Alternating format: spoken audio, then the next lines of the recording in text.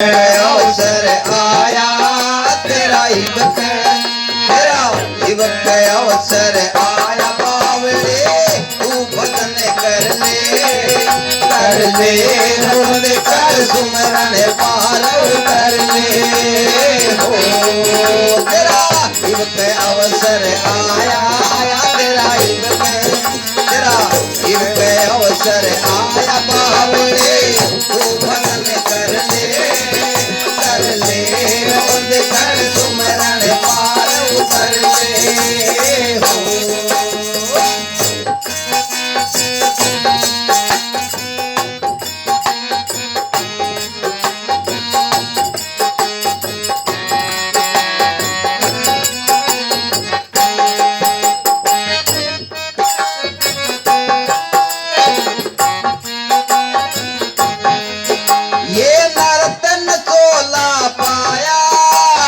वर्था मत खो देना तन चोला पाया इस व्यर्था मत खो देना ये बार बार ना मिलता ये सत्य मान ले कहना ये बार बार ना मिलता ये सत्य मान ले कहना वो तेरे सिर पर मौत खड़ी है राशि की दीवार बड़ी है निकलना यहाँ से मुश्किल ये राह कठिन बड़ी है जे जावे पार उतरना जे जावे पार उतरना बेटी सतगुण को कर ले रोज कर सुमरन पार उतर ले हो तेरा इबक मौसम आया तेरा इबक अवसर आया बावले तू भजन कर ले रोज कर सुमरन पार उतर ले हो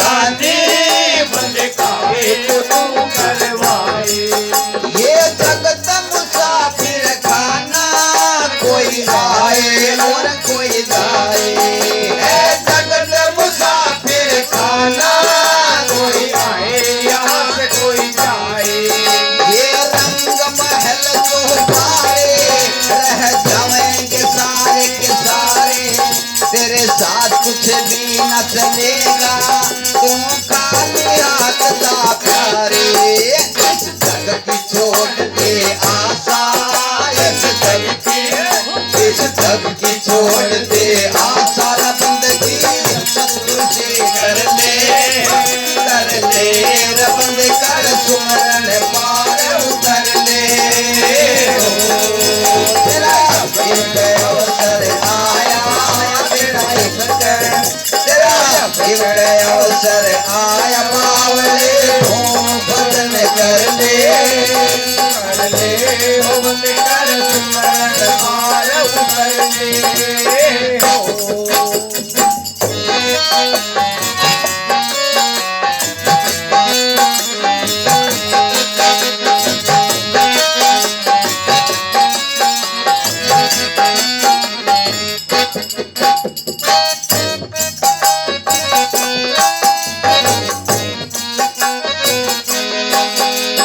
संत शरण में आता वो कालिदास बच जाता जो संत शरण में आता वो कालिदास बच जाता है सतगुरु बड़ा दयालु वो काल से जीव छुड़ाता है सतगुरु बड़ा दयालु वो काल से जीव छुड़ाता वो सत्संग से अनेकों उबरे सत्संग है बड़ा अनमोल अंग्रेजी एक घड़ी को आधी से सवाल करेगा। कट जाए गांठ कर्म की, कट जाए गांठ कर्म की। जतन कोई ऐसा तू कर ले रमन कर सुमरण पार उतर ले हो। तेरा अवसर आया, तेरा मौका आया बावले, तू बदल कर ले हो बंद कर सुमरण पार उतर ले।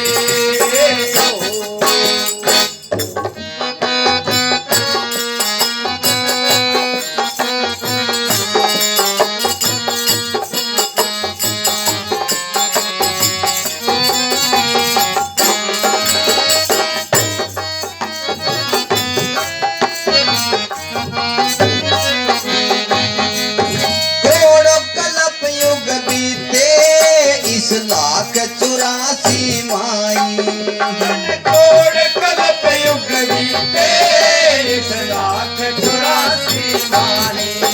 अब सतगुरु वेला दे रायो टेम खोण कानाई। अब सतगुरु हेला दे रायो टेम सोन कानाई। है ब्रह्म संग मस्ताना, चलना है देश दीवाना। शब्द स्वरूपी राम बसे जहाँ मिट जाया ना जाना। नूर सिंह समझा के कह नूर सिंह समझा के रमन से जीवत नूर ले अमर ले वो बंद कर सुमरण पार उतर ले हो।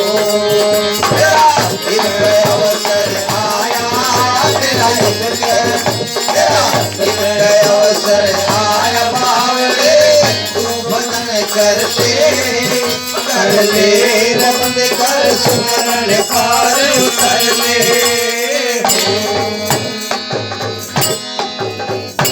कंदन सतगुरु तेरा ही आसरा। धन सतगुरु तेरा ही आसरा। हाजिर नाजिर परम संतों के बोलो जिंदा राम। तेरा ही आसरा। हे जी धन धन सतगुरु तेरा आसरा, और धन सच्चा सौदादा।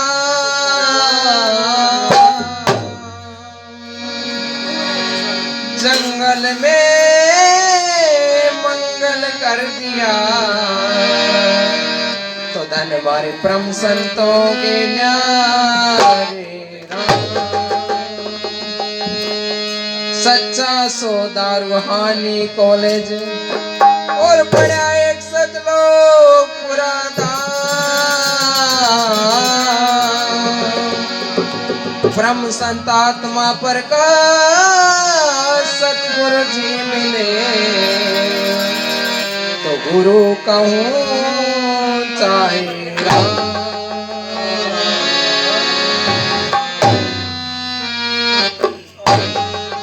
धन धन सतगुरु तेरा तेरा ही आसरा।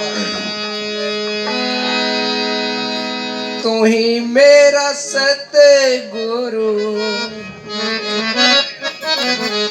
तू ही मेरा राम, तू ही मेरा तीरथ, तू ही मेरा धाम।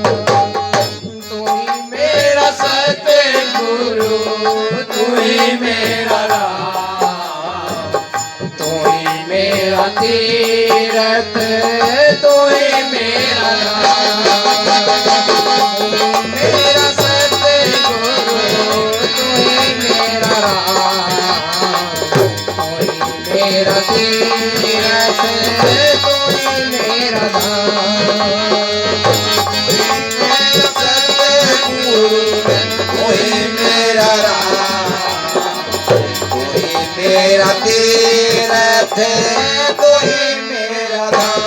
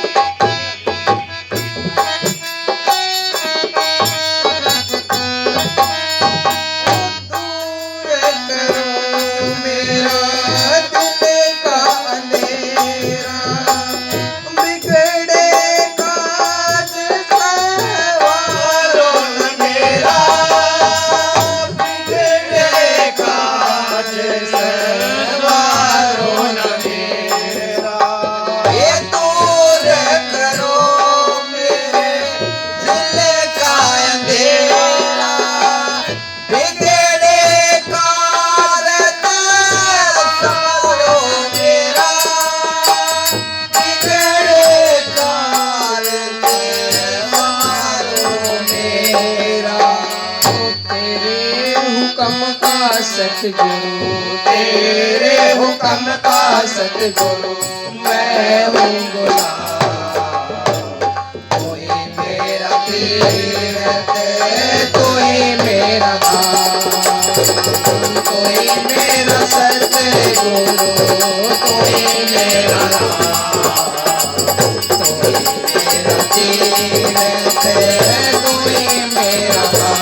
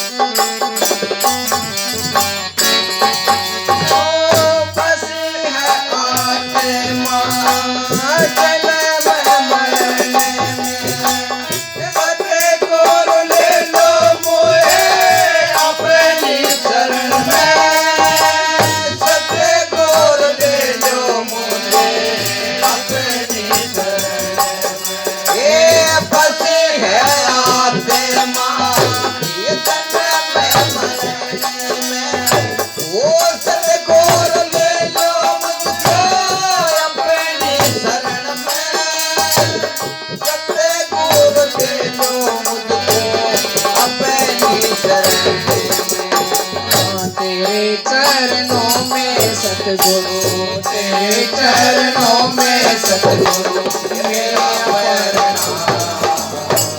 कोई मेरा तीरथ, कोई मेरा धाम, कोई मेरा सतगुरु, कोई मेरा राम, कोई मेरा तीरथ,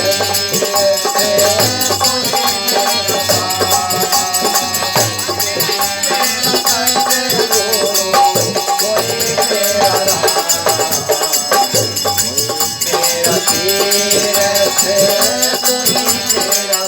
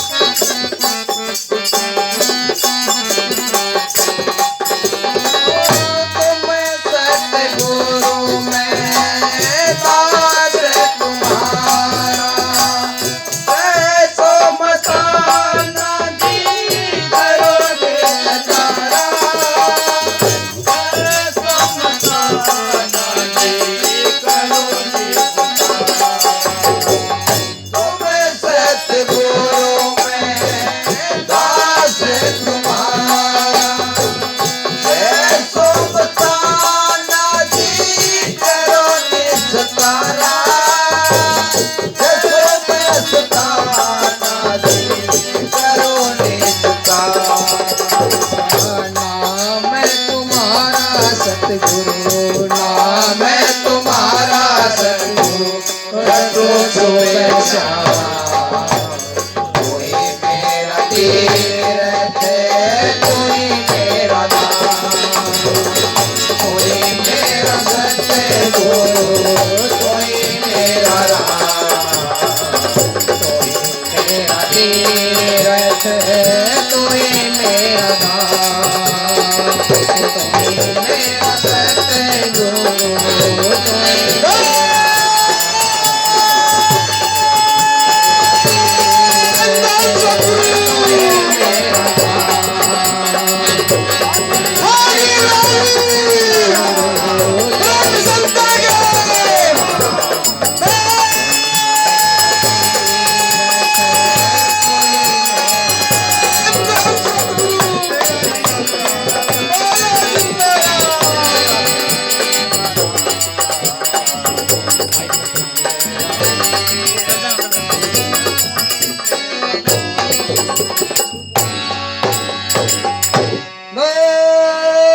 धन सतगुरु तेरा ही आसरा।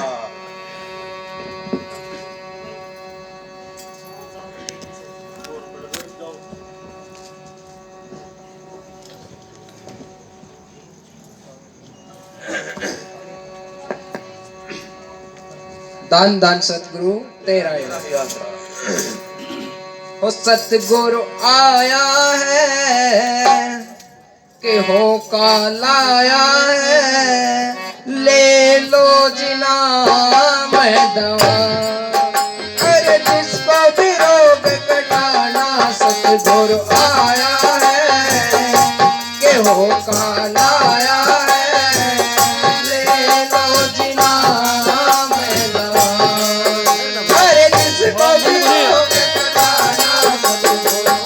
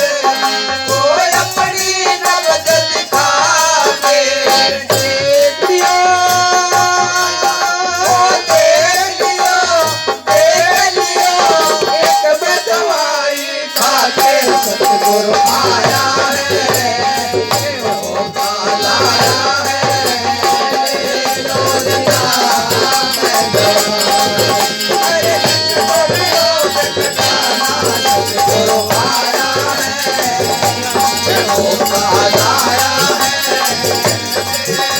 रे नाम मैं दवा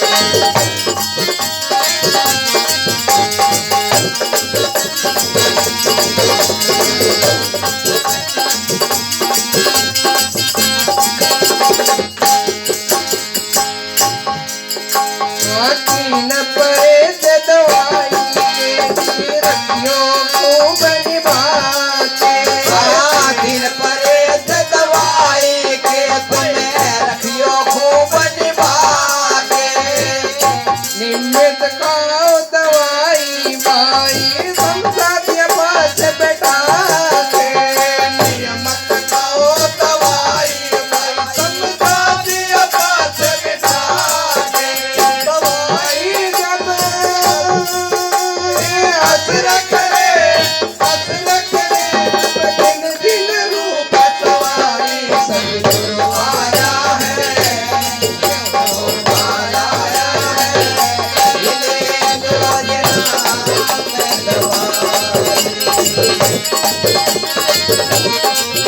गुरु आया है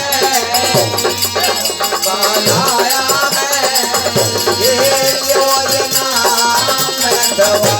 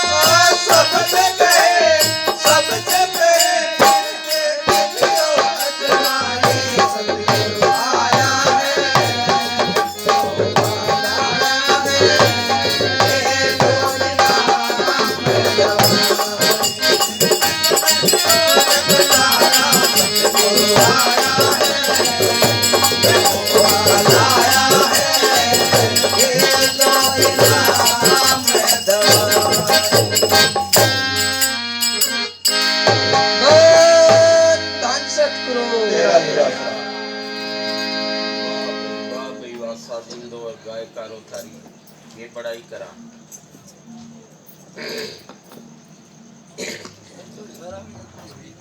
प्यारे सजनों, माता और बहनों, दूर दराज नजदीक पास से आए हुए सभी को इस सतगुरु मंगते की नमस्कार। संतों ने इस गाने बजाने को कोई सत्संग नहीं कहा। गाना बजाना तो एक इस तरह एक बाजीगर होता है, वो अपना कला का प्रदर्शन करता है अपनी रोजी रोटी कमाने के लिए। वो क्या करता है, वो डुगडुगी बजाता है, बांसुरी बजाता है। बांसुरी की धुन मीठी बड़ी होती है। जैसे वो बांसुरी और डुगडुगी बजाता है, लोग बाग इधर उधर से सुन करके इकट्ठे हो जाते हैं। और जब लोग बाग इकट्ठे हो जाते हैं तो फिर वो अपनी कला का प्रदर्शन करता है और अपनी रोजी रोटी कमाने का जो है वो हीला बनाता है।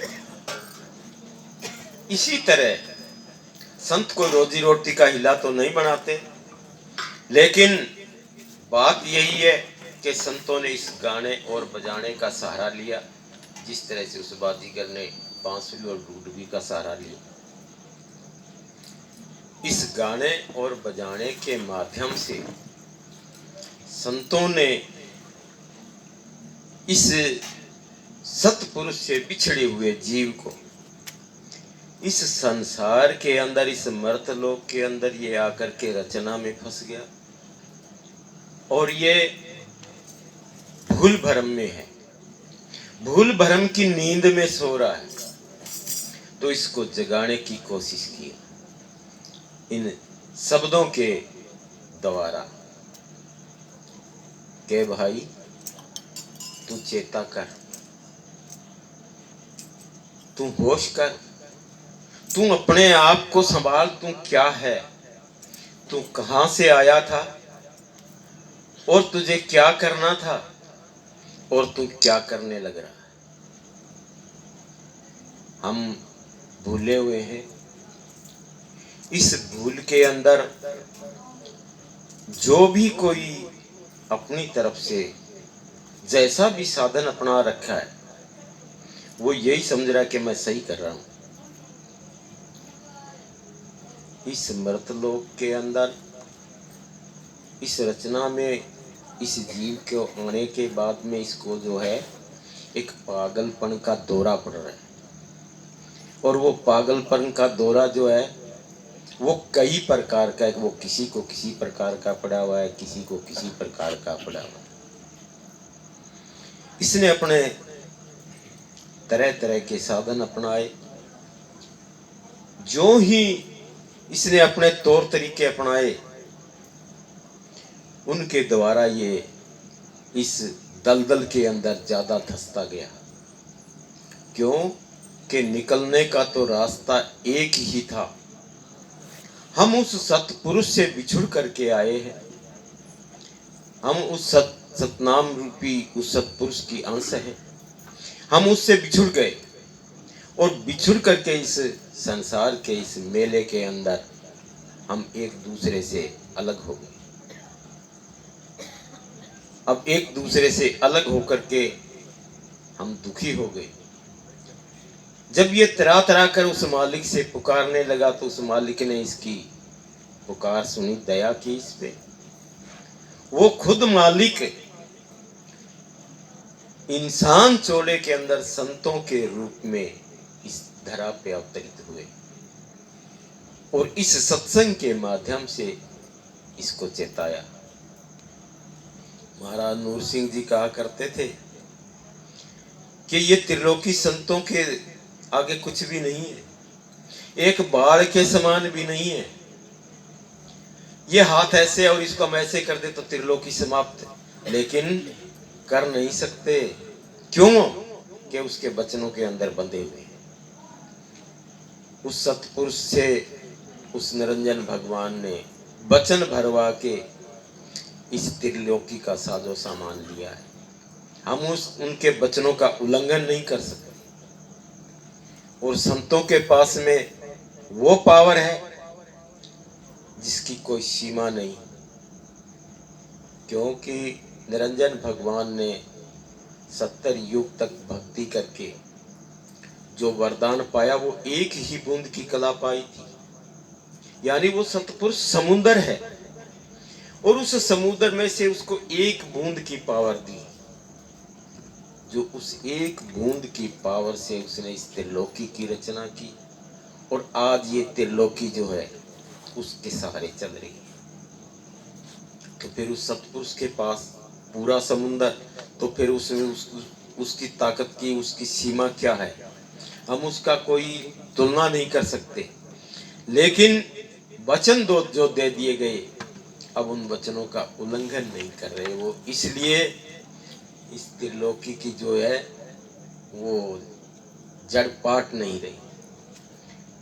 हम सब अपने अपने तौर तरीकों के मुताबिक अपना अपना तजुर्बा करते हैं। कोई जप करता है, कोई तप करता है, कोई दान करता है, कोई पुण्य करता है, कोई जप करता है, कोई पाठ करता है, कोई पूजा करता है। सब अपने अपने तौर तरीके से लग रहे हैं। लेकिन ये जितने भी साधन है ये इसके यहीं फंस करके रह जाने के। पुण्य किया तो स्वर्ग दिखाया और पाप किया तो नरक डुबाया। बस ये दो ही रास्ते हैं इस जीव के, जो इसके अंदर ये फंसता जा रहा है। इसको अति दुखी देख करके उस सतपुरुष ने उसके दया उठी और वह इस इंसान चोले के अंदर संतों के रूप में आकर के इस जीव को आकर के चेताया कि भाई तू चेता कर, तू अपने आप को देख, तू वस्तु क्या है। हम अपने आप को भूले बैठे हैं। हम जो है अपने आप का हमें होश नहीं कि हम वस्तु क्या है। अब हम इस शरीर के लिए, इस जीवन के लिए कितने उपार्जन करते हैं। जो भी साधन हम कर रहे हैं, जो भी कमाई हम जिस तरह की कर रहे हैं, वो सब इस शरीर के, इस जीवन के लिए ही तो कर रहे हैं। जीव के लिए क्या कर रहे हैं? जीव के लिए करने का जो हमारे पास जो संतों ने बताया वो साधन जो था वो एक नाम की कमाई थी। पूरे सतगुरु की शरण जाकर के उनसे नाम की दीक्षा लेकर के उस नाम की कमाई करना, ये इसका काम था। ये बेगाना काम कर रहा है। काम, क्रोध, मोह, लोभ, अहंकार, ये 5 ठग है। हम इन्हीं 5 ठगों को जो है अपना समझ करके इनका काम कर रहे हैं। विचार करने की बात है।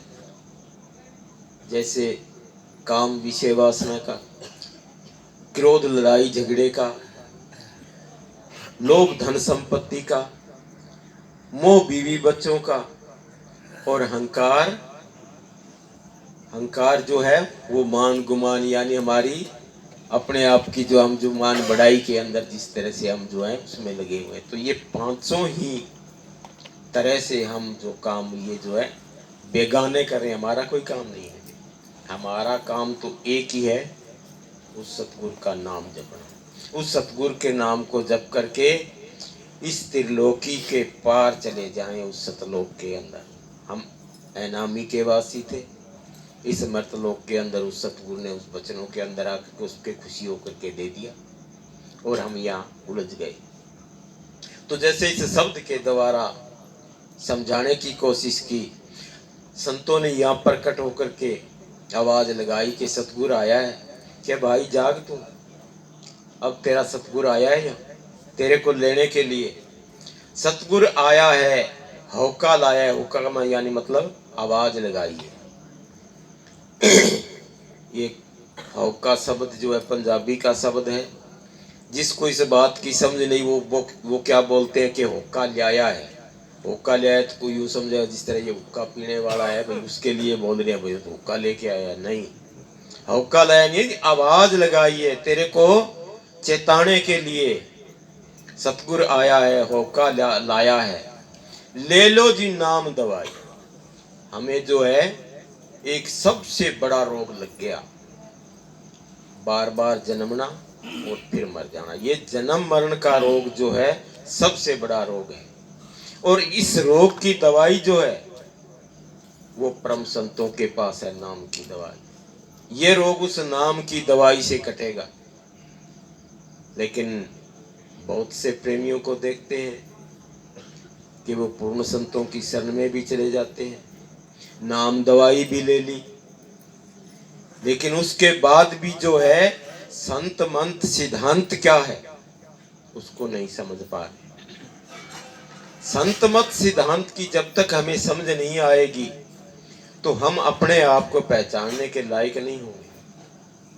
इसीलिए संतों ने कहा, केशव मस्ताना जी ने खुद लिखा है कि ये गाना बजाना कोई सत्संग नहीं है, ये तो एक इस जीव को समझाने का माध्यम है।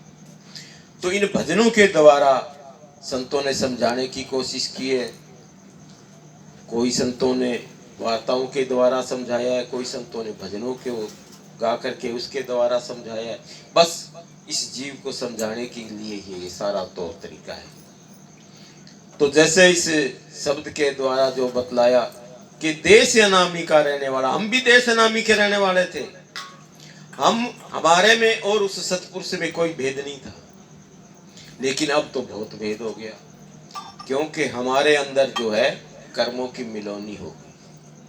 अब कर्मों की मिलौनी होगी तो अब हम जो है हमारे देश को जाने के लायक नहीं रहे। संत कहते हैं संतों का नाम जो है वो पारस है। पारस एक पत्थर होता है। संत उदाहरण के द्वारा कहते हैं कि अगर लोहे को उसको टच कर दे तो वो सोना बना दे लोहे को, लेकिन वो लोहा अगर खोटा है तो वो पारस उसको सोना नहीं बनाएगा। इसलिए हमारे अंदर जो है वो कर्मों की मिलौनी हो गई, और उस कर्मों को काटने के लिए ये गुरु शरण है और गुरु का नाम है। ये दवाई है।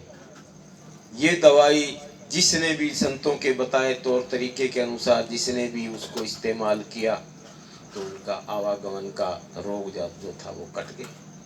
तो संतों ने भजनों के द्वारा समझाने की कोशिश की है, न कि ये कोई राग रंग दे करके या ऐसी खुशियां दे करके भाई इसको मन को रिझाने की बात जो ली है, वो सिर्फ इसीलिए कि मन जो है ये विषयों का आशिक है, ये राग रंग पे जरा रुक जाता है। तो इसके फिर माध्यम से जो है संत अपना उपदेश उस जीव को उसके हृदय में डालते हैं। जिसने भी संतों के वचनों को पकड़ लिया, हम सत्संग के अंदर जो भी भजन सुनते हैं, जो भी वार्ताएं सुनते हैं, उनके भजनों पे हमें विचार करना चाहिए। संतों ने ये शब्द क्यों कहे, किस लिए कहे। जब तक हम कोई विचार नहीं करेंगे तो सिर्फ ही गाने और बजाने से कुछ नहीं होगा। उसके ऊपर विचार करके उसका सार निकालना है, मंथन करना। उसका मंथन करेंगे तो बात सामने आएगी कि संतों ने हमें समझाने की कोशिश की है, तो क्या उनका उद्देश्य कहने का है। इसी तरह से संतों ने हमें समझाने के लिए इन शब्दों का सहारा लिया है। ये जीव के ऊपर दया करके, क्योंकि उस सत्पुरुष को भी हमारे ऊपर देख करके उसको भी तरस आ रहा है, लेकिन कानून ये है कि इस नाम के साथ जुड़ के ही ये जीव जा सकता है। ये नाम के साथ ही तो जुड़ के आया था यहाँ, और अब भी नाम के साथ लग करके ही ये अपने वतन को जा सकता है, अन्यथा और कोई तरीका नहीं है। तो संतों ने कहा कहीं तुझे जाने की जरूरत नहीं, इसका तजुर्बा तुझे जो है, ये तेरी काया रूपी, ये जो तेरी प्रयोगशाला है, ये तजुर्बा तुझे तेरे इसके अंदर ही करना है। तो संतों ने कहा है कि हमारे ये जो 9 द्वार हैं इस शरीर के ऊपर, इनमें तो विष भरा हुआ है, अमृत तो 10वें द्वार के अंदर है। इन 9 द्वारों से ऊपर उठ करके आप 10वें द्वार में आओ। जब आप 10वें द्वार में आओगे तो आपको अमृत मिलेगा, और वो अमृत जो है वो इस आत्मा की खुराक है।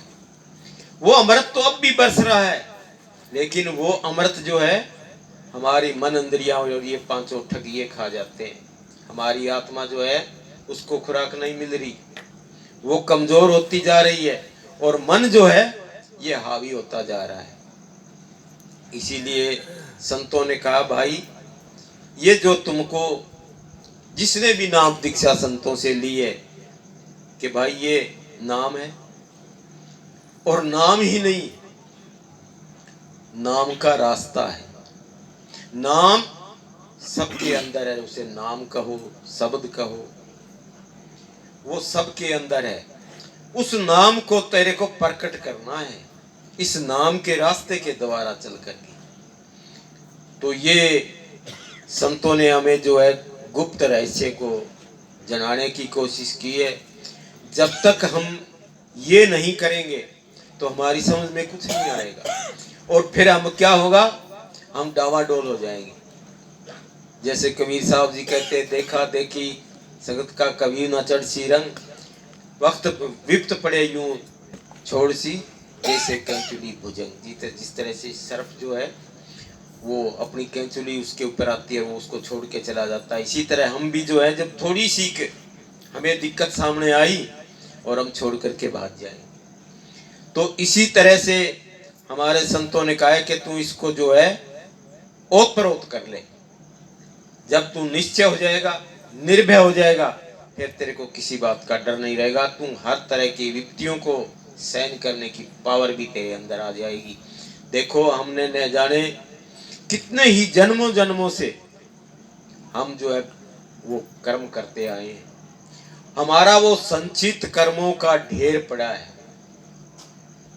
अब वो सतगुरु दयालु है, उसको दयालु इसीलिए कहा है कि वो जो है हम जो कर्म करते हैं अच्छे या बुरे, उनमें अच्छे सभी और बुरे कम से कम लेकर के जो है हमारे इस जीवन के साथ वो सतगुरु जोड़ता है। तो जिनको भी गुरु शरण मिली है वो उस नाम का जाप करे और उस नाम को प्रकट करे। तो फिर कबीर साहब जी जिस तरह कहते हैं एक दोहे के दौरान कि जो ही राम नाम हृदय धर्यो भयो पाप को नाश। तो जैसे नाम को हो या शब्द का हो, उसको संतों ने 2 प्रकार से समझाया है कि एक तो वर्णात्मक है, एक धुनात्मक है। तो वर्णात्मक तो हमारा जो है बोलने चालने लिखने और पढ़ने में आ गया, और धुनात्मक जो है वो हमें जो संतों ने अपनी बोली भाषा के द्वारा जो हमारे अंदर आवाज बैठाई है उसके द्वारा उस नाम को प्रकट करना है। और जैसे ही वो नाम प्रकट हो गया तो फिर जो ही राम नाम हृदय धर्यो भयो पाप को नाश, जो चिंगारी आग की पड़ी पुराने घास। जैसे एक छोटी सी चिंगारी आग की बहुत बड़े एक घास कूड़े का ढेर पड़ा उसमें लगा देने से, दाग देने से वो सारे को जला करके भस्म कर देती है। इसी तरह ये हमारा नाम है जो अगर किसी ने प्रकट कर लिया तो उसके सब संचित कर्म जो है वो साफ हो गए। ये तरीका है संतों का। संतों ने अपने अपने तजुर्बों को द्वारा अपने अपने पढ़ाने के तरीके संतों के, किसी ने किसी तजुर्बे के द्वारा पढ़ाया है, किसी ने किसी तजुर्बे के द्वारा पढ़ाया है। उनका उद्देश्य और उपदेश एक ही है। ये बात हमें विचारने की जरूरत है। हम थोड़ी सी भूल के अंदर ऐसे एक दायरे के अंदर बंध जाते हैं कि हमारा गुरु तो फलाना है, हमारा गुरु तो बहुत तकड़ा है। संत कहते गुरु कोई 1 2 10 20 100 50 नहीं है, वो तो एक ही है। सतगुरु तो एक ही है। ये देह बाडी के अंदर जो आया है जो गुरु, ये तो हमें पढ़ाने के लिए है। बाकी वो जो गुरु शब्द गुरु जिसको कहे वो एक ही है सबका।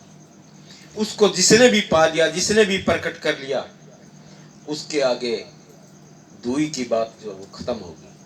जब तक ये बात समझ में नहीं आती तब तक हम इस दूई के अंदर ही बंधे रहेंगे। जब तक दूई के अंदर बंधे रहेंगे तो हम कुछ भी नहीं पा सकते, दूई के अंदर कुछ भी नहीं पा सकेंगे।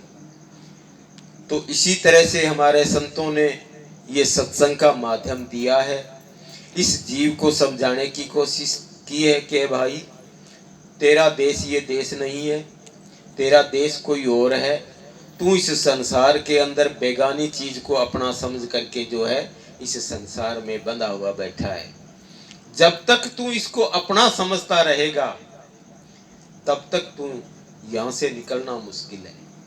अब जब बेगाने और अपने की बात आती है तो बात परिवार में भी आती है, माँ बाप बहन भाई बीवी बच्चों पे भी आती है।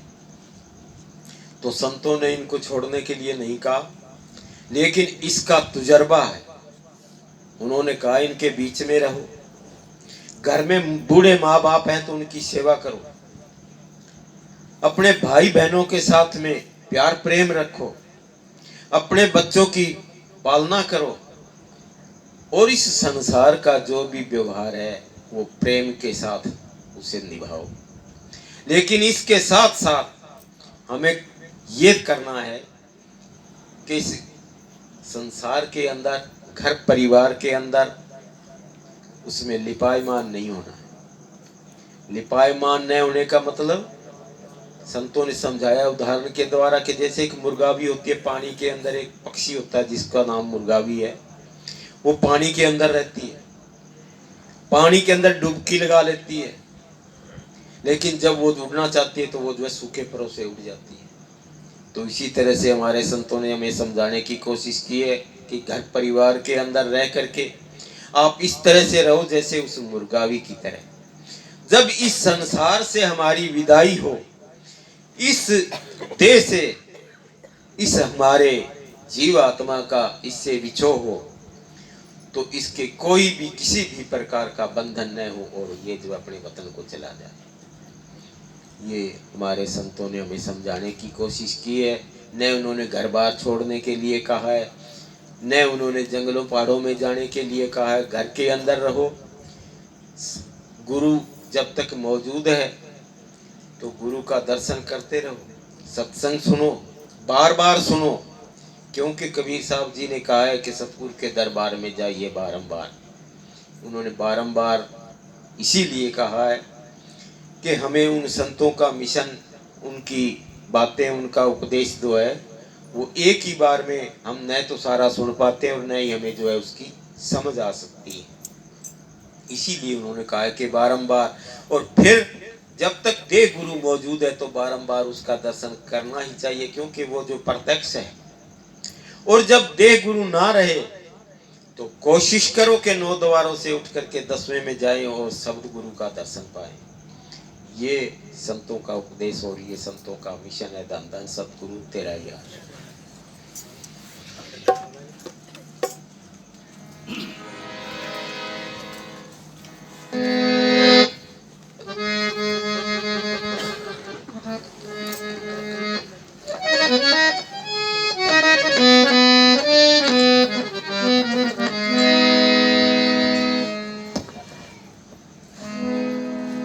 धन धन सतगुरु राम। हे जी धन धन सतगुरु तेरा आसरा, और धन सच्चा सौदा धाम। जंगल में मंगल कर दिया, तो धन भारे ब्रह्म संतों के राम। अति गुरु चरण संकट हरने, और करने सीधे सब काम। सुवास सुवास में सुमरिए, तो बंदे अपने सतगुरु जी का नाम। सच्चा सौदा रूहानी को ले दे, और बड़ा दर्शन पुरे के धाम। परम संत वीर बहादुर बेगू जी सतगुरु मिले, तो मेरे हाजिर नाजिर जिंगारा।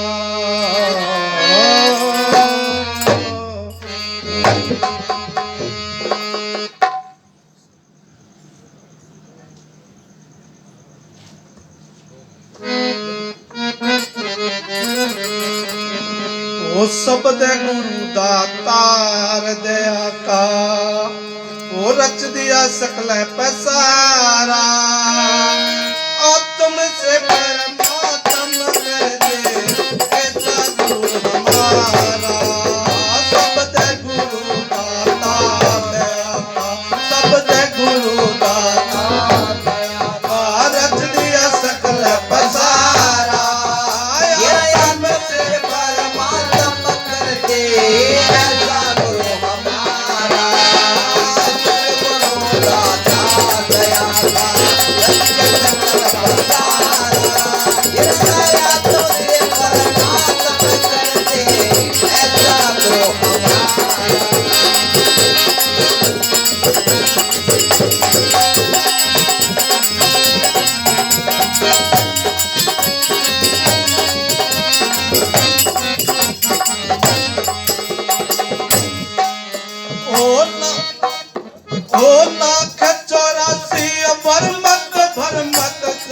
मनुष्य का पाया, माटी काया था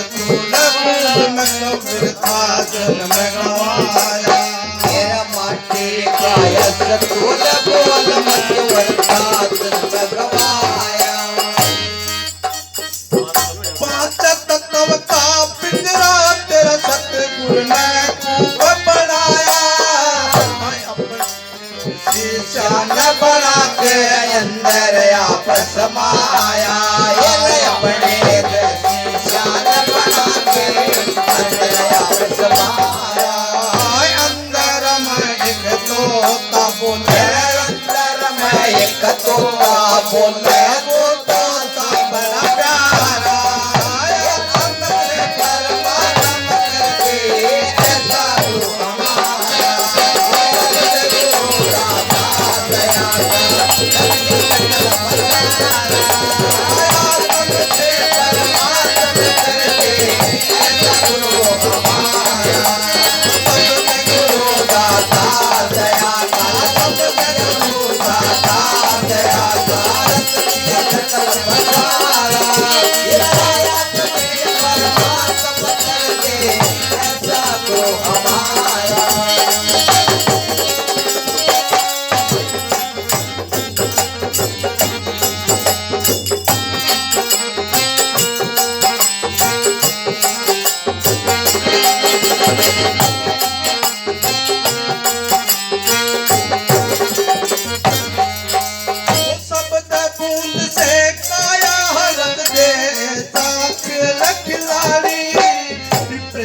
बसूली मार मार तेरी रग रग करती सारी।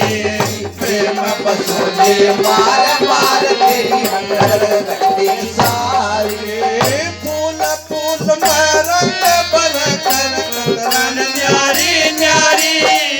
बिन हाथों से दे बना दे ऐसा धर्मदारी तेरा बिन हाथों से तीर बना दे ऐसा धर्मदारी आप आन के बैठ गया वो आप आन के बैठ गया कड़ता किरदार तुम्हारा याद मुझे परमारम कर दे ऐसा गुरु हमारा तेरा सबने गुरु दाता दया का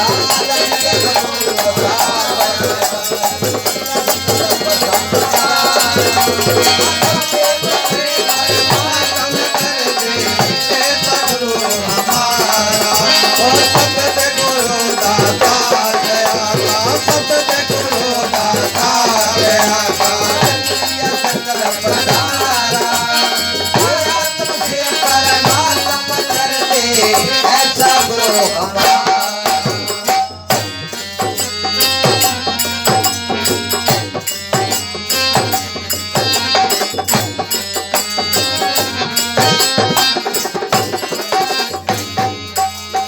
मस्ताना नित रुके हमारे देख लियो अजमा के एक सच्चा नाम गुरु का जपले मन लो भी समझा के तेरा सच्चा नाम गुरु का जपले मन की समझा के आसन हमारे परम पद पायो बेटो ध्यान लगा के नूर सरोवर से मात जब गुरु मिलेंगे आगे तोरी सरोवर से माथे पद पे गुरु मिलेंगे आगे राम गुरु का दर्शन हो जपन राम गुरु का दर्शन हो जा खुल जा ज्ञान कुआरा आया तब से परमात्मा कर दे ऐसा गुरु हमारा तेरा सबसे गुरु दाता दया का सतगुरु दाता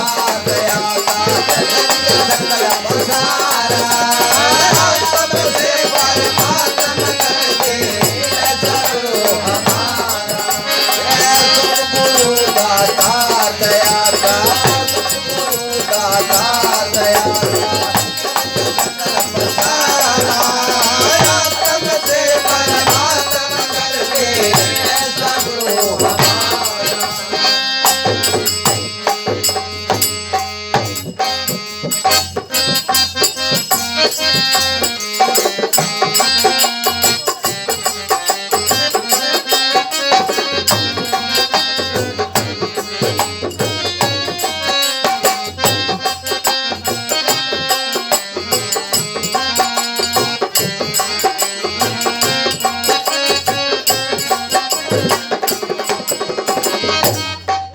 हो जागे उठो संसार बावल क्यों सो गई दुनिया सारी जागो प्रमसन जगावण आजा कलयुग में नर नारी तेरा जागो प्रसत गावन आजा कलयुग में नर नारी जो प्यारा नाम गुरु का होते और जीत सब खारी राम नाम रस मिठाया हो से जो बरदारी राम नाम रस मीठा हो से जो बरदारी छे सो मस्ताना दे सब कोई पियो तेरा छह सौ मस्ताना जो सब कोई पीतारा कुआरा सबसे परमात्मा कर दे ऐसा गुरु हमारा सबसे गुरु दाता दया सबसे गुरु दाता दया सकल बसारा सबसे परमात्मा कर दे ऐसा गुरु हमारा सबसे गुरु दाता दया सबसे गुरु दाता दया सकल बसारा सबसे परमात्मा कर दे ऐसा गुरु हमारा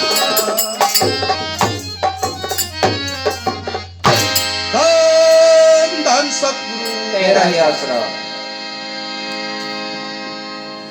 ऐसे गुरु की भाई बड़ाई कौन कर सके। ये जीव तो भूल में है, वास्तव में तो आत्माएं तो थी, ये सूरत थी। सूरत से ये जो शब्द के साथ मिलकर के इस संसार के अंदर, इस मृत्यु लोक में रचना के अंदर आ गई। अब इस जीव रूप को पलट कर जब तक ये आत्म रूप नहीं हो जाती तो फिर परमात्म रूप नहीं होगी। और उस सतगुरु ने ऐसी शिक्षा दे दी कि उसके द्वारा जो है ये अपने आप को पहचानने के लायक हो जाए। बस बात वही है, कहीं से ले लो सत्यों की, हर शब्द के अंदर वही बात आएगी। अब जैसे इस शब्द के अंदर जो बात बतलाई, जो असलियत बात जो है वो 10वें द्वार की है। ये 9 द्वार जो है, ये 9 द्वार ही फीके हैं। जब तक हम इन 9 द्वारों से ऊपर नहीं उठ जाते, क्योंकि असलियत का तबासा जो है वो उस 10वें द्वार के ऊपर है। मैं एक छोटा सा एक उदाहरण आपको बताऊं। शायद छोटी उम्र वालों ने तो ना देखा हो, लेकिन जो 45-50 साल की उम्र है उन्होंने तो देखा है। पहले रेडियो आया था एक, जैसे आजकल टीवी आ रहे हैं, इनकी जगह पे पहले रेडियो आया, जिसके अंदर जो है वो किसी भी प्रकार के कार्यक्रम मान लो, गाने वगैरह मान लो, खबरें वगैरह जो भी है उसके अंदर जो सुनाई दिया करती थी। तो वो रेडियो जो है 1 बैंड, 2 बैंड, 3 बैंड और 4 बैंड के होते थे। बैंड उनका जो है बदलने से मतलब यानी उनके दूर दूर के जो चैनल पकड़े जाते थे, जैसे आजकल के एलसीडी या इस टीवी के अंदर जैसे हैं। तो उसमें क्या होता था, उसके अंदर जो है नंबर लगे होते थे। नंबर लगे होते थे जैसे 1500, 1400, 1300, 1200, 1000।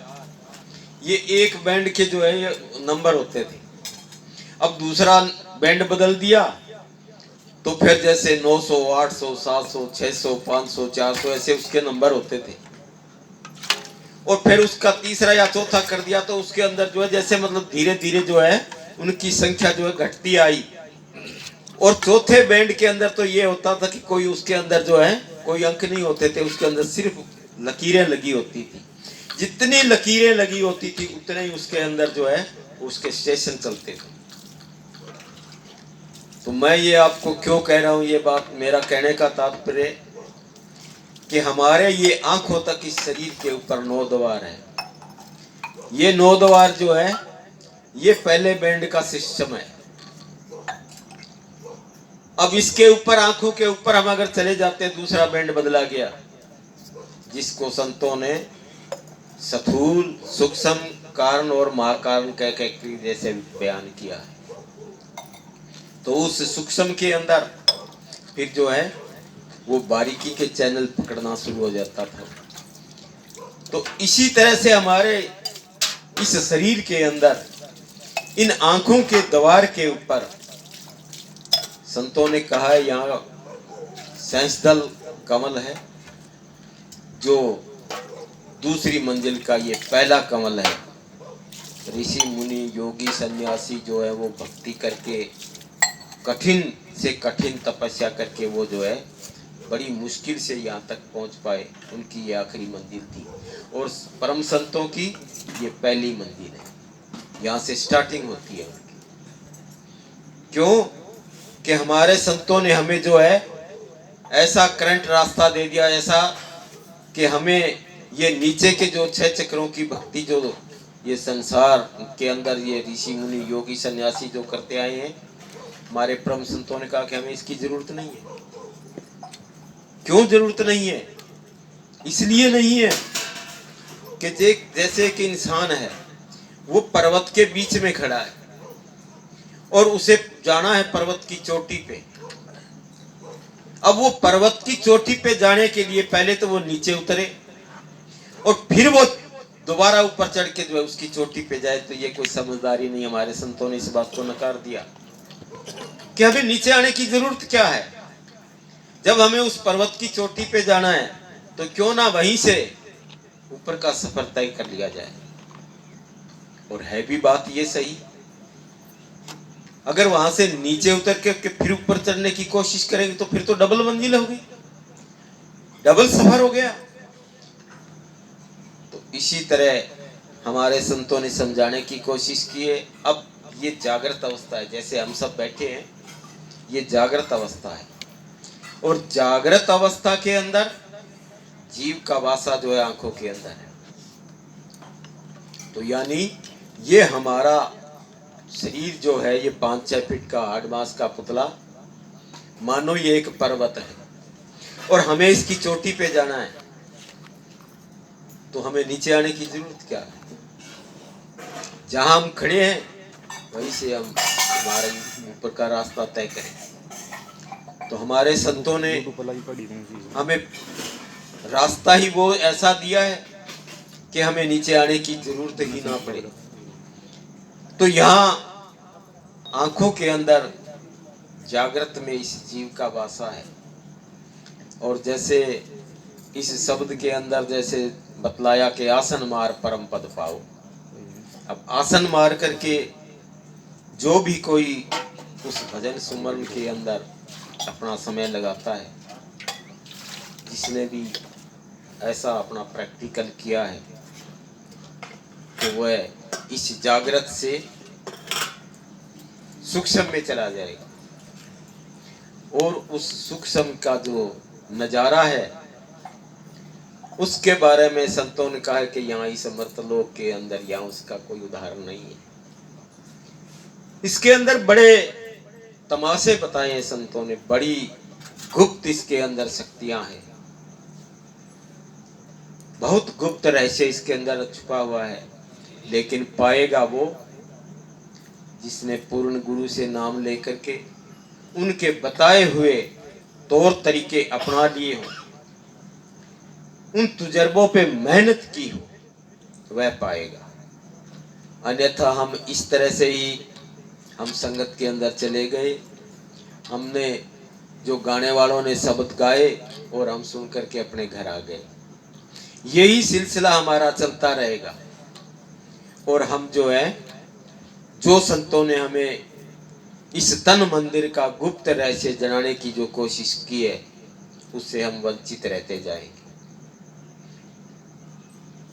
अब इसके अंदर, इस शब्द के अंदर जो महाराज 600 मस्ताना जी ने बोला है, उन्होंने यही जनाने की कोशिश की कि आप बैठो, अभ्यास करो और भजन सुमन करो।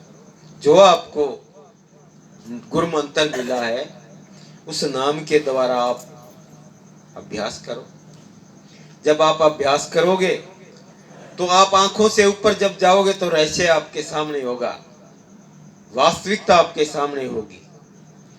और जब तक हम ये नहीं करेंगे तो हम असमंजस में रहेंगे। हमारे अंदर ये एक संशय बना ही रहेगा कि क्या पता इसके अंदर सच्चाई है कि नहीं, क्या पता ये हमें ऐसे ही जो बहकाते होंगे। महाराज 600 मस्ताना जी कहा करते थे कि हम दिल्ली गए हॉस्पिटल के अंदर, तो जैसे वहां पे चर्चा हुई जिंदा राम के बारे में, अंदर वाले राम के बारे में, तो डॉक्टर ने कहा कि जी आप कहते हैं कि राम अंदर है, कि हम तो अब भी कहते हैं राम अंदर है। कहे मैंने न जाने कितने ऑपरेशन किए, मैंने तो कभी अंदर राम नहीं देखा। तो उन्होंने एक गुलाब का फूल लेकर के कहा कि डॉक्टर साहब ये फूल देख रहे हो? कि हाँ जी। कि इसमें खुशबू है? कि हाँ जी। कि खुशबू देख रहे हो? कि जी खुशबू कैसे देखें? तो कि जैसे आप खुशबू नहीं देख पाते, इसी तरह आप इस शरीर के अंदर वो राम है उसको भी नहीं देख पाओ। जैसे गाय भैंस हमें दूध देती है, हमारे पालतू पशु है। अब उनका दूध जो है, कोई उसके थन को चीर करके कोई दूध निकाल लेगा? नहीं, उसका दूध निकालने का तजुर्बा हो रहा है। तो इसी तरह इसका तजुर्बा करना पड़ेगा इस तन मंदिर के अंदर वो राम रमा हुआ है, लेकिन उसको पाने के लिए किसी पूर्ण उस्ताद की जरूरत है। और फिर पूर्ण उस्ताद के बताए हुए तौर तरीके जो है वो आपको अपनाने पड़ेंगे, उन पे आपको मेहनत करनी पड़ेगी और उसका अभ्यास करना पड़ेगा। तो इसलिए हमारे संतों ने जो हमें बात कही है, भजन सुमरन की हर जगह बात कही है। एक बार मेला कोठी पे महाराज नूर सिंह जी ने किसी कारणवश ये बात बोल दी थी कि भजन सुमरन करने की जरूरत नहीं। अब जैसे ही मेरे जैसे जो थे उन्होंने ये बात सुनी, वो यही बैल्ड हो गए कि महाराज नूर सिंह जी ने कहा भजन सुमरन करने की जरूरत ही नहीं है। तो ये कहा था तो उन्होंने अपने अपने शब्दों के अंदर जगह जगह बोल रखा है भजन सुमरन करने के लिए, वो क्यों बोल दिया? उनकी फिर दो बात है यार, इनमें से दो में से दोनों सच तो हो नहीं सकती, फिर एक तो झूठ होगी, सच तो एक ही होगी। लेकिन नहीं, उनकी सच्चाई बात है। उन्होंने जो वो बात कही उसका कोई कारण था, और ये बात जो है उनकी अटल है। बिना भजन सुमरन किए बगैर ये इस रहस्य को कभी नहीं जान पाएगा, और जब तक रहस्य को नहीं जान पाएगा तो ये इस संशय के अंदर रहेगा, निर्भय नहीं होगा। और निर्भय नहीं होगा तो अवश्य ये जो है थोड़ी सी कोई किसी प्रकार की विपत्ति आई और ये भाग जाएगा। तो हमारे संतों ने भजनों के द्वारा समझाने की कोशिश की है कि भाई तू अपने आप को पहचानने की कोशिश कर, तू खुद ही मालिक है, तेरे से कोई मालिक जुदा नहीं है, कोई अलग नहीं है। लेकिन उसको जानने के लिए, उसको पाने के लिए तेरे को मेहनत करनी पड़ेगी। अब जब तक हम इस मेहनत से डरते रहेंगे, भागते रहेंगे, तो फिर हम जो है, अब जैसे उसमें कहा शब्द गुरु दातार हमारा रच दिया सकल पसारा, आत्म से परमात्म कर दे, फिर आत्म से परमात्म होना मुश्किल है। वो परमात्मा जिसको हम कहते हैं वो इस आत्मा के अंदर है, वो सारा स्वरूप इसी के अंदर ही है, यह आत्मा ही खुद परमात्मा है। लेकिन उसको जानने के लिए जो हमें संतों ने जो तौर तरीके दिए वो अपनाने पड़ेंगे। अगर ऐसा नहीं होगा तो फिर न जाने हम कितने जन्मों जन्मों से भटकते चले आ रहे हैं। और इसी तरह से अब जो हमें ये जीवन मिला हुआ है, बड़ा सुंदर मिला है, परिपूर्ण मिला हुआ है, और ऐसा आलस करके अगर हम रह गए तो ये जीवन भी हमारा चले जाएगा और पीछे न जाने कितने ही जन्म हमारे चले गए। अब जैसे हम भी बचपन से सुनते आ रहे हैं ये महाराज 600 मस्ताना जी के बारे में, महाराज नूर सिंह जी के बारे में सुनते आ रहे हैं कि वो कहा करते थे कि भाई जिसको नाम की मोहर लगी उसको हम छोड़ेंगे नहीं, एक जन्म में नहीं तो दूसरे में, दूसरे में नहीं तो तीसरे में लेके जाएंगे। तो दूसरे और तीसरे की जो बात है, अगर इस बात पे हम खड़े हैं तो ये बात बहुत दूर की है, दूर की बात निराशी है। महाराज 600 मस्ताना जी तो ये कहते कि पहली हेल में चलो, आप सोच ही क्यों रहे हैं दूसरे जन्म की। जैसे कबीर साहब जी ने अपने दोहे के अंदर कहा जैसे कि काल करे सो आज कर और आज करे सो अब, पल में ही परले होगी बहुर करेगा कब। कि पल में अगर परले हो गई तो परले में चले जाएंगे, और परले में चले गए तो न जाने कितने मुद्दत तक उस परले के अंदर उस सुन समाधि में फिर पड़े रहेंगे। और फिर से उस सत्पुरुष को ऐसी उसके मौज उठेगी, फिर वो जो है उस निरंजन को पावर बख्शेगा, तो फिर उस रचना के अंदर फिर आ जाएंगे। उस रचना के अंदर जब आएंगे तो फिर वही वो खेड़ा फिर से खड़ा हो जाएगा। तो इसलिए उन्होंने कहा कि नहीं, आज की बात को कल पे मत छोड़, कल की बात बहुत दूर की है। जो कल करना है सो आज कर ले, और आज करना है सो अभी कर ले।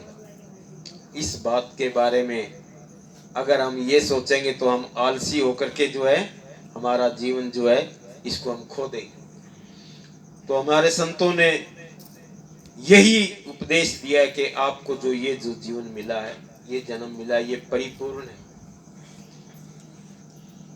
परिपूर्ण। हम इस पे कई बार व्याख्यान दे चुके हैं। परिपूर्ण का मतलब वो इंसान भी है जिसको हमने देखा है किसी का हाथ काम नहीं करता, किसी के पैर काम नहीं करते, किसी की आंख काम नहीं करती, किसी के कान काम नहीं करते, किसी की जुबान काम नहीं करती, किसी का दिमाग काम नहीं करता। वो भी तो इंसान है, हमारे जैसे हैं वो, लेकिन जो हम हैं वो नहीं है। तो अगर ऐसा जीवन फिर आगे मिल गया तो बोलो हम क्या करेंगे फिर। इसलिए संतों ने कहा है कि आप इस बात को जो है कल पे मत छोड़ो, आज ही इसको मुका ले। जिसने ऐसा समझ करके मेहनत की है वो इस भव सागर से पार हो जाएगी। दान दान सतगुरु तेरा ही राज।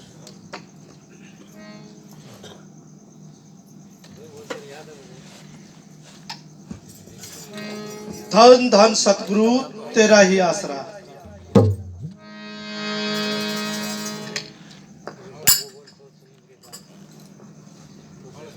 जय मुखार के नीचे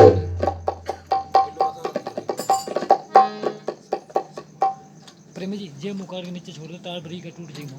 जय मुखार के नीचे छोड़ दो, तार सेल कार के नीचे छोड़ दो, सेल नीचे छोड़ दो, तार ब्रेक है खींचो टूट जाएगी।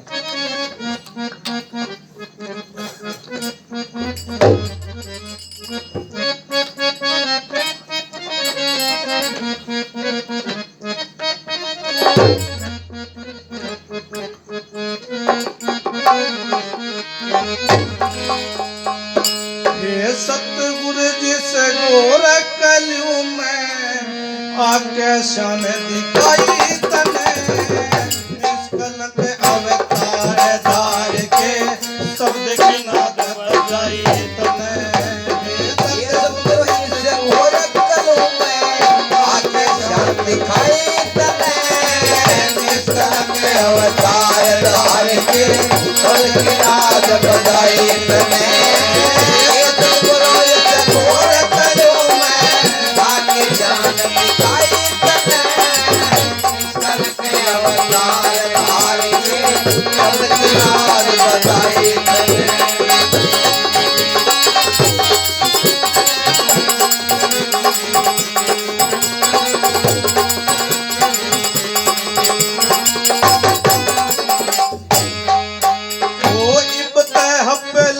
जितने संत होए सब आगे तेरे अवतार, निष्कलंक हो ताकत उतरी अखय नामित छुटे हार। निष्कलंक हो ताकत उतरी चौथा हरा में जगत में है आजा, इस धरती की सुनी पुकार। संतों के जिंदा राम तू आ गया शब्द गुरु दाता। संतों के जिंदा राम तू आ गया गोविंद सिंह का जमा पैर के शब्द की झाड़ू उठाई तने। युगा की अबोली आत्मा आके हज टकराई तने।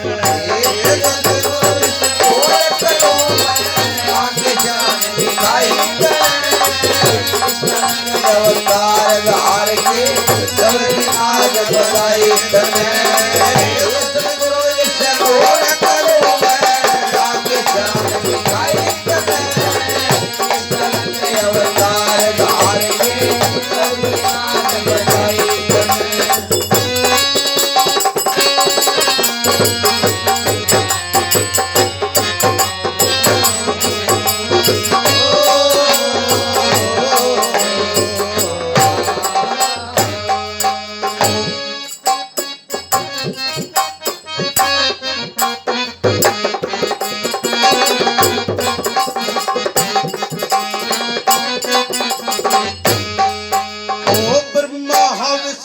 शिव शक्ति का ओ ब्रह्मा विष्णु शिव शक्ति सब तकलिए लाला करके ध्यान। खुद ईश्वर को वेद पटल उस रामचंद्र को पाटी ज्ञान। खुद ईश्वर को वेद पटल उस रामचंद्र को पाटी ज्ञान। द्वापर कृष्ण भगवान 10 अवतार खड़े नो करवो खड़ा निरंजन डोटी आवान 10 अवतार कन काल बलि के कान पकड़ लिए माया पकड़न चैतने देवता मड़ी मसानी राजे के बोल दिखाई तने ए सतगुर इस गोर कलू में आगे जाने दिखाई तने निस्तर के अवतार धार के सबकी नाच बताई तने ए सतगुर इस गोर कलू में आगे जाने दिखाई तने निस्तर के अवतार धार के सबकी नाच बताई तने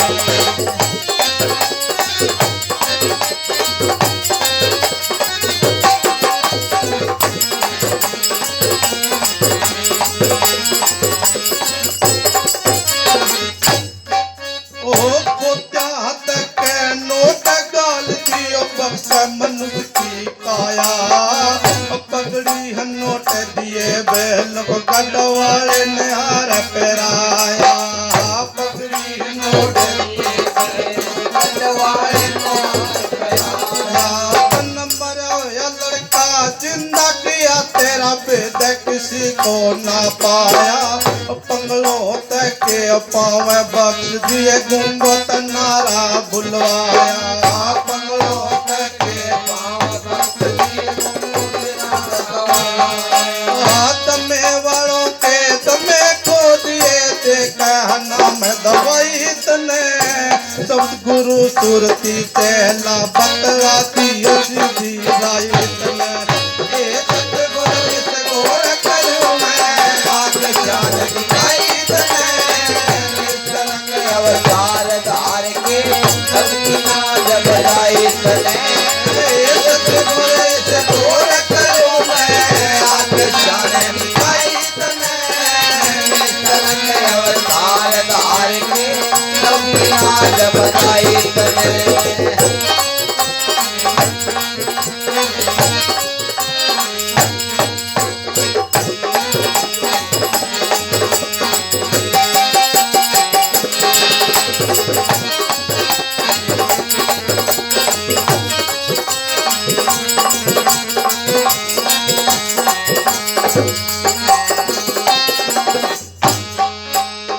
गोर कलयु में सच्चा सोता है नामी दाम कोई मेरे रोम रोम में रम्या होया से सारे सबद निज नाम कोई मेरे रोम रोम में रम्या होया से सारे सबद निज नाम कोई है तेरा प्रकाश चुगल मेरे शब्द स्वरूप तेरा मैं कोई मेरे हाजिर नाजिर तन मंदिर में बसता है सुबह शाम कोई मेरे हाजिर नाजिर तन मंदिर में बसता है सुबह शाम कोई ये सतगुरु इस गोर कलयु में नूर शान धर सही तन कह परम संत छह सो मत तना एक नाम शिव भगत तन ये सतगुरु इस गोर कलयु में आगे जान दिखाई तने निस्तर के अवतार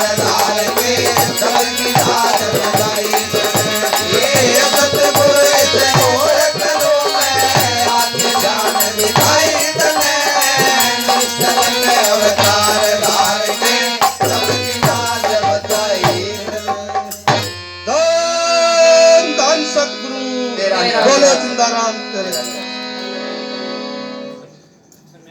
पालाराम जी समेन से जहां भी कहीं आवाज सुन रहे सत्संग पंडाल में पहुंचे पालाराम जी समेन से संसारिक लोग जो है संतों की बातों को सुन करके कहते हैं ये तो जो है ना देवी देवताओं की काट करते हैं। विचार करने की बात है, संतों ने किसी की काट नहीं की। संत सच्चाई पेश करते हैं और जब सच्चाई पेश की जाएगी तो उसके बराबर में अगर झूठ है तो वो कटेगी, सच्चाई है तो कोई दिक्कत नहीं। तो जैसे विचार करने की बात, लोग देवी देवताओं की पूजा करते हैं, करो ठीक है, जो जिसकी जो भी श्रद्धा है, जहां भी जिसका मन लगा है करे, लेकिन संतों ने तो सच्चाई कही है। देवी देवताओं की पूजा करते हैं तो जैसे विचार करें, तो जैसे हनुमान जी को पूजते हैं। अब संत क्या कहते हैं? संत कहते हैं आपको जो आपको तजुर्बा दे रहे हैं, उसके द्वारा आप आंखों के ऊपर आओ, आपको ये सारा कुछ, ये देवी देवता भी आपको अंदर मिलेंगे। आप उस देवलोक में आओ तो सही, आप तो मृतलोक में बैठे हो, आप देवलोक में आओ, वो देवता भी मिलेंगे। लेकिन आप जो उन हनुमान जी को मानते, लेकिन हनुमान जी ने जो कहा वो नहीं मानते। हनुमान जी ने क्या कहा? हनुमान जी ने छाती पाड़ करके राम को अंदर दिखाया। बोलो भाई, क्या बाहर दिखाया है? अब संतों ने क्या कहा? यही तो संतों ने कहा कि वो अंदर है। अंदर आ तू, तो तेरे को अंदर मिलेगा। कृष्ण जी ने अर्जुन को विराट स्वरूप दिखाया, क्या बाहर दिखाया? बाहर दिखाया तो वो और सेना जो खड़ी थी उनको भी दिखाई देता, लेकिन उनको दिखाई नहीं दिया, सिर्फ एक अर्जुन को दिखाई दिया। तो कहां दिखाया? अंदर ही तो दिखाया। तो फिर बोलो अंदर था कि नहीं? कृष्ण जी जब छोटी उम्र में थे तो उसकी मां ने उसको कहा, रे कृष्ण तूने मिट्टी खाई है कि नहीं मां? के मुंह खोल के दिखा। जब मुंह खोला तो अंदर त्रिलोक की दिखाई दी। तो वो बाहर दिखाई दी के अंदर दी? वो सारा तमाशा अंदर। संत यही तो कहते हैं वो तेरे अंदर है, वो बाहर कुछ नहीं। और जो बाहर है वो तेरे अंदर भी है। संत कहते हैं पिंडे सो ब्रह्मांडे खोजे सो पावे। जो कुछ भी इस ब्रह्मांड के अंदर जो दिखाई दे रहा है वो तेरे पिंड के अंदर भी है। तो संत ये कहते हैं कि तू जो है नकल से नकल के अंदर उलझा हुआ है, तू असल के अंदर आ, तब तेरे को पता चले। अब संतों ने जिंदा राम कहा है, बात भी सही है कि अगर वो राम है तो वो कभी मरता नहीं, और मर गया तो राम नहीं। सीधी सी बात है, विचार करने की बात है। विचार कोई करता नहीं, विरोध करता है बात को सुनकर के, संतों की बातों को सुनकर के उनका विरोध करते, विचार नहीं करते। संतों ने जो भी बात कही है एक एक उन्होंने सत्य के कांटे पे तोल की कही है, सच्चाई की बात है उनकी। जैसे सूर्य उदय हो गया तो फिर अंधेरा नहीं रहेगा, और अंधेरा है तो सूर्य उदय हुआ नहीं। तो संतों के पास में, जो संतों की शरण में जो जाते हैं, उनके संत जो हैं उनके ज्ञान रूपी प्रकाश पैदा कर देते हैं। और ज्ञान रूपी प्रकाश जब पैदा हो जाता है तो फिर अज्ञानता रूपी अंधेरा रहता नहीं। और जिसके अज्ञानता रूपी अंधेरा खत्म हो गया तो वो सच्चाई पे खड़े हो गए, उन्होंने झूठ को छोड़ दिया। और जब तक इस बात की समझ नहीं आई तो झूठ के ऊपर खड़े। संतों की सीधी सी बात है, संतों ने काट किसी की नहीं की, संतों ने सच्चाई पेश की है। अब सच्चाई के आगे झूठ तो रहेगा नहीं। दो चीजों में एक ही चीज रहेगी, या तो सच्चाई रहेगी, अगर सच्चाई है तो झूठ नहीं है, और झूठ है तो सच्चाई प्रकट नहीं होगी। अब सच्चाई प्रकट होगी तो झूठ नहीं रहेगी। संतों ने जो बात कही है वो सिर्फ और सिर्फ सत्य की बात कही है। सत्य के सहारे इस संसार की रचना हुई है, सत्य के सहारे ये संसार चल रहा है। जिस दिन सत्य नहीं होगा तो ये संसार जो है फना हो जाएगा, नाशवान हो जाएगा। ये हमारा शरीर जो है ये नाशवान है, और इसके अंदर सत्य वस्तु जो है वो जीवात्मा है। जब जीवात्मा इसको त्याग देता है तो ये झूठ है। ये जो है हाड मास का पुतला जो है ये मिट्टी की ढेरी है, झूठ है ये। अब झूठ और सत्य दोनों मिलकर के जो है ये कायम रह गया है। अब इसमें से सत्य अलग हो गया तो फिर ये जो है मिट्टी की ढेरी होगी। इसको कोई एक मिनट भी, एक पल भी घर में रखने के लिए तैयार नहीं होगा। इसी तरह से संतों ने सच्चाई की बात पे हर बात को समझाने की कोशिश की है कि भाई आप सत्य को पकड़ो, सत्य वस्तु क्या है उसको पकड़ लो। कोई जरूरी नहीं कि जो एक कोई संत कह रहा है उसकी बात को मानो, उसकी न मानो आप, और किसी की मान लो, लेकिन सत्य जो जहां पे भी है, सच्चाई जहां भी है उसको पकड़ लो, कहीं से ले लो आप। बात सच्चाई की है, सच्चाई सत्य वस्तु क्या है ये देखने की बात है। ये त्रिलोकी है, तीन लोग झूठ है। क्यों? कि संतों ने समझाया है कि जो उगे सो आठ हुए, ये कबीर साहब जी कहते हैं कि जो उगे सो आठ हुए, जो खिले सो कुंभलाए, जो चिन्हवे सो ढह पड़े, जो जन्मे सो मर जाए। तो इस सृष्टि की रचना हुई है, तो इसका नाश भी होगा। जैसे सूर्य सुबह उदय होता है, दिन निकल जाता है और शाम को वो छुप जाता है। इसी तरह से फूल जो है वो खिलता है तो कुंभलाता भी है। बस यही प्रक्रिया इस शरीर की, ये जन्मता है तो मरता है। ये दो बातें हैं, ये इस त्रिलोकी के दायरे के अंदर है।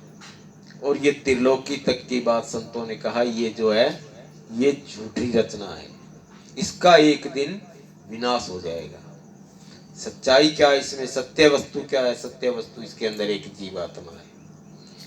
अब इसको पहचानने की वो संतों ने विधि बतलाई है, इसके बारे में संतों ने उपदेश दिया है। अब इसको कोई समझने की कोशिश करेगा तो असलियत को पालेगा, नहीं करेगा तो ये जो है अनमोल जीवन, ये हमारा मानुष जन्म अनमोल जीवन, ये वैरत में चला जाएगा। जिस तरह से पशु को कोई ज्ञान नहीं है, इंसान को हर बात का ज्ञान है, हर वस्तु को जानता है। ये उचित क्या है, अनुचित क्या है, इसके पास बुद्धि है, विवेक है, दिमाग है।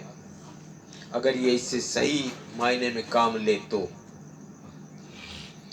लेकिन जब तक हमारी बुद्धि और विवेक काम नहीं करेगी, जब तक हम किसी पूर्ण संत की शरण में नहीं चले जाएंगे और उनके बताए हुए तौर तरीकों को नहीं अपना लेंगे, तब तक हमारी बुद्धि और विवेक जो है इस संसार की इस रचना के अंदर ही घूमता रहेगा। और इसमें घूमता रहेगा तो हम इस संसार की रचना में ही फंसे रहेंगे। संतों ने कहा ये देश हमारा देश नहीं है, तेरा देश तो सदा अजर अमर है और तू भी अजर अमर है, और तू इस मर्तलोक के अंदर आके फंस गया। ये मर्तलोक है, यहाँ जन्मना और मरना लग रहा है। उस देश के अंदर जन्मना और मरना नहीं है, वो सदा अटल अजर अमर अविनाशी है।